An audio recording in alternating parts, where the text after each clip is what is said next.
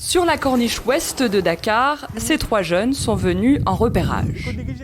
Dans quelques jours, la ligne de départ de la randonnée verte qu'ils organisent est prévue ici. L'événement, qui se veut sportif et convivial, est conçu par un collectif d'associations environnementales. Mamadou Sakho est l'un des organisateurs.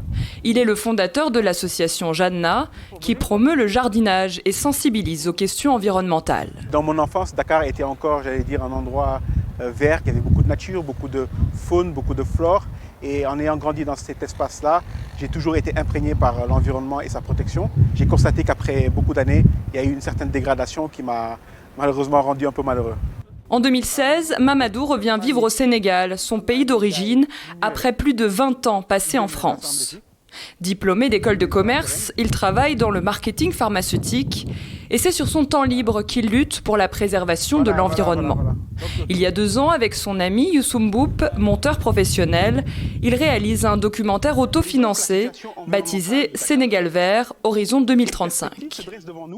Le but, c'était de sensibiliser la population, de sensibiliser surtout la mairie de Dakar pour qu'il y ait plus d'espaces verts, de protéger l'écosystème, de protéger la diversité et de protéger aussi le littoral. Si on laisse le littoral comme ça avec des bétons, nos arrière-petits-enfants vont dire quoi? Et pour mobiliser sur ces questions, Mamadou entend se servir de tous les moyens qui sont à sa disposition. En premier lieu, les réseaux sociaux. Avant, il fallait une pancarte, il fallait crier fort. Maintenant, on peut le faire de chez soi, au fond de son lit ou de son canapé ou sur la table à manger.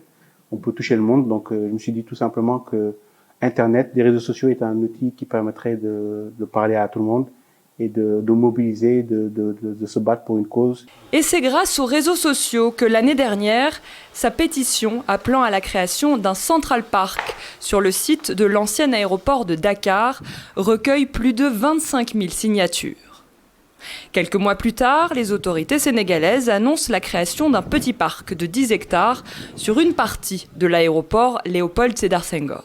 10 sur 600, bien évidemment, c'est très peu, mais je pense que lorsque les autorités, les décideurs comprendront l'impact que ce parc peut avoir en termes de tourisme, en termes de mixité sociale, en termes de bien-être, en termes de qualité de l'air, je pense qu'ils reverront leur copie et mettront plus que 10 hectares. Les travaux de ce parc devraient bientôt débuter.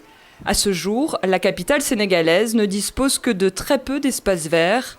Dakar ne compte qu'un seul véritable parc, celui de Hann, qui couvre une superficie de 60 hectares. Alison Lekogo Fernandez pour VOA Afrique, Dakar.